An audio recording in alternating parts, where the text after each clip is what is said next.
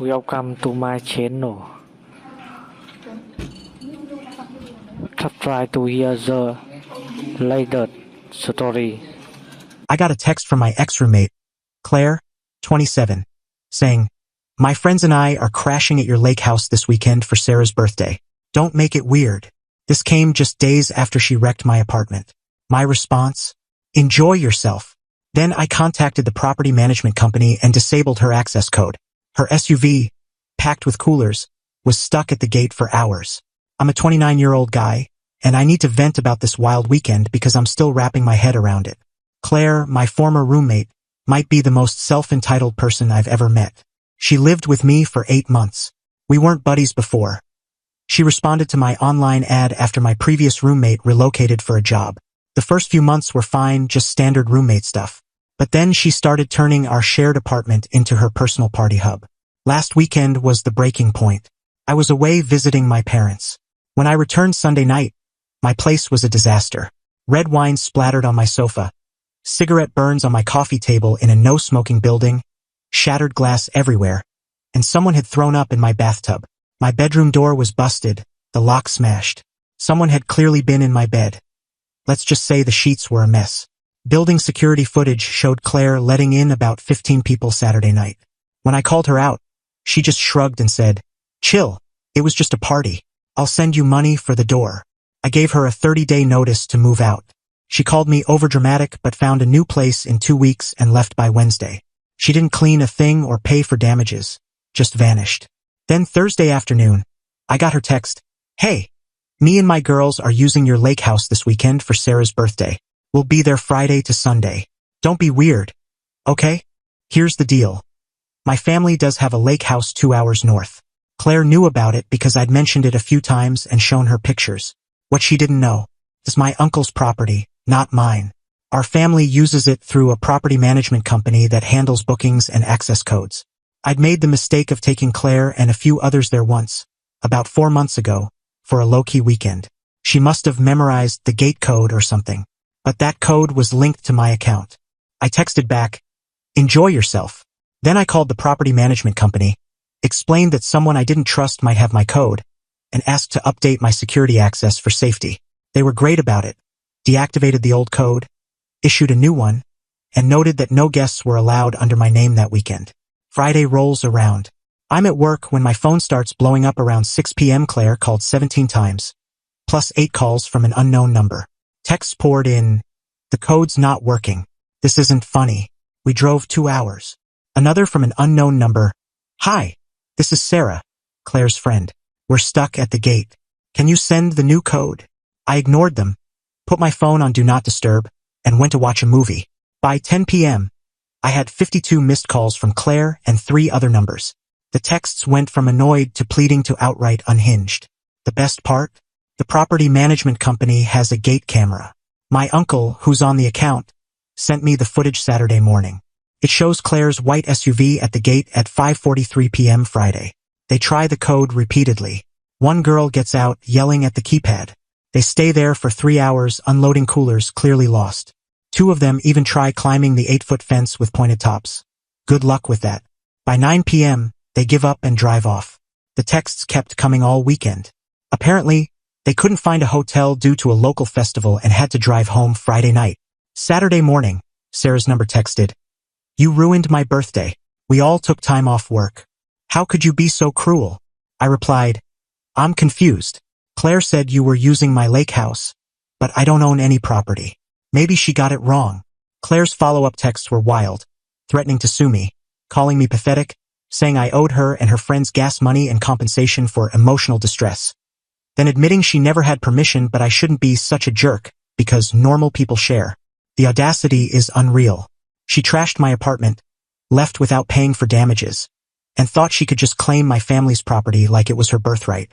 My uncle found it hilarious and sent me a screenshot from the property company showing someone called Friday Night, claiming to be the owner's daughter, demanding gate access. They asked for verification info, which Claire didn't have, and got nothing. I'm still getting occasional rage texts from her and her friends. I'm tempted to block them, but their messages are too entertaining. Play dumb games, win dumb prizes.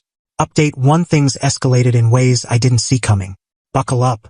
Monday morning, My landlord calls. Claire claimed I illegally kicked her out and she wanted back in the apartment. She said she never got proper notice and I changed the locks while she was gone. Luckily, I had everything documented. The signed 30-day notice, photos of the apartment damage, security footage of her moving out Wednesday, and her texts admitting she left. The landlord shut it down, saying she had no case. But he mentioned Claire called multiple times with different stories. First illegal eviction, then harassment, then me withholding a security deposit she never paid. Tuesday got stranger. I got an Instagram DM from some guy named Brandon, claiming to be Claire's new boyfriend. He said I needed to step up and pay for the emotional harm I caused. His rant accused me of humiliating Claire in front of her friends, said she'd been crying all week, and claimed a real man would have let them use the house. I checked his profile. He's been with Claire for maybe 2 weeks.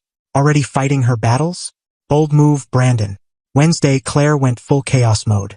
She posted a TikTok painting me as a controlling, narcissistic ex-roommate. The video showed her fake crying with text overlays claiming I was obsessed with her, banned her from having friends over, and spitefully locked her out of a family property I'd promised she could use.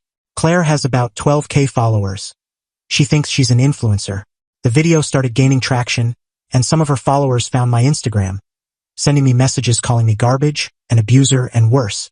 But Claire slipped up. She included snippets of our texts in the video but edited them to hide context, like showing me saying enjoy yourself without her message about taking the house, or her begging for the gate code but not her admitting she had no permission. So I got petty. I commented on her TikTok with full screenshots of our texts, including her admitting to trashing my place, announcing she was using the property, and threatening me after getting locked out. I added photos of the apartment damage. TikTok removed my comment within an hour, but people saw it. The comments started turning on Claire, calling her out for lying and entitlement. She deleted the video by Thursday morning, but someone else made a response video with my screenshots that got more views than hers. Thursday afternoon, Brandon DM'd me again, furious that I publicly shamed his girlfriend, calling me jealous and pathetic, and threatening to come to my apartment to settle things. I replied, any further contact from you or Claire will be considered harassment, and I'll involve the police. This is your only warning. Friday morning, the property management company called. Claire had been calling them all week, posing as my sister, my girlfriend, then my business partner trying to get into the lake house. Her final attempt was claiming an emergency, saying she needed access for life-saving medication. The company takes fraud seriously. They recorded all her calls and have her admitting she's a close friend in one and a family member in another. That's attempted fraud. They asked if I wanted to press charges. I said yes. Then Saturday night, I got a call from an unknown number. It was Claire's mom, Diane. She lectured me about being the bigger person, saying Claire's a free spirit who doesn't get boundaries and I should be more forgiving. She actually said, young people share everything now. You millennials are all about community and sharing. Why are you so selfish? I pointed out that her 27-year-old daughter destroyed my apartment, tried to use property she had no right to, and committed fraud. Her response? If you hadn't been so harsh about the apartment, she wouldn't have needed to unwind at the lake house. The entitlement is hereditary. I told her to get Claire a lawyer and hung up. Sunday morning, one of Claire's friends from the gate incident, Emma, messaged me to apologize. She said, I'm sorry for my part in this. Claire told us you'd okayed the lake house. When we got stuck, she said you were just being petty about the apartment. But after seeing the truth online, I'm done with her. She still owes me $200 for the hotel we found that night. It was 2 hours away and crazy expensive. I thanked Emma. Apparently, Claire's friend group is falling apart because she owes multiple people money and has a history of lying about access to places and events. Right now, Claire's still texting from new numbers, alternating between threats and pity parties. Brandon's gone silent, smart choice. The property company is pursuing their fraud case. My apartment's fixed, and I'm at peace. A mutual friend told me Claire hyped up her epic lake house birthday weekend on social media before even leaving, using old photos from our trip months ago. The humiliation of admitting they never got past the gate must sting. Update 2. This is my final update. I'm ready to move on, but you deserve the full story. The property management company was serious about the fraud case. They had Claire's recorded calls, including one where she claimed she had a right to the property because she'd paid rent to someone with access. That's not how it works. 2 weeks ago, I got served with papers. Claire tried to sue me in small claims court for intentional emotional distress, Breach of verbal contract. Apparently my enjoy yourself text was a contract. Lost wages for her friend's time off, travel costs for 5 people, and defamation from the TikTok drama. She wanted $4,500. My uncle connected me with his lawyer friend, who laughed at the filing, calling it the most ridiculous small claims case he'd seen in years. The court date was last Thursday. I came prepared with printed texts, highlighted conversations, photos of my trashed apartment with $3,200 in repair invoices, the signed 30-day notice, Claire's social media posts admitting to the party, a letter from the property company about her fraud attempts, and security footage from both my building and the lake house gate. Claire showed up with Brandon, who looked miserable, and her mom, no lawyer. The judge seemed exhausted. Claire rambled about our verbal agreement and how I manipulated her by not mentioning the code change. The judge cut her off. Did the plaintiff have permission from the property owner to use the lake house? Claire tried to dodge, saying, he took me there once, so obviously. The judge pressed. Did the defendant explicitly allow you to use it that weekend? Did you ask or just tell him? Silence. Then her mom stood up, yelling that I was vindictive and harassing a young woman. The judge threatened contempt if she didn't sit down. My turn came. I presented everything calmly. The judge was especially interested in the apartment damage and fraud attempts. When I showed the gate footage of them trying to climb the fence, someone in the courtroom laughed out loud. The ruling. Claire's case was dismissed. She was ordered to pay me $3,200 for the apartment damages. The judge suggested the property company pursue their fraud case and warned Claire about frivolous lawsuits. She lost it, sobbing and screaming that it wasn't fair, that I'd set her up, that the judge was biased. Her mom joined in, shouting about discrimination and appealing. You can't appeal small claims here. Brandon just walked out mid-meltdown. That relationship lasted about 3 weeks. Security escorted Claire and her mom out. Claire yelled that she'd ruin my life and I'd regret this. A week later, the property company confirmed they're pressing charges for attempted fraud and criminal impersonation.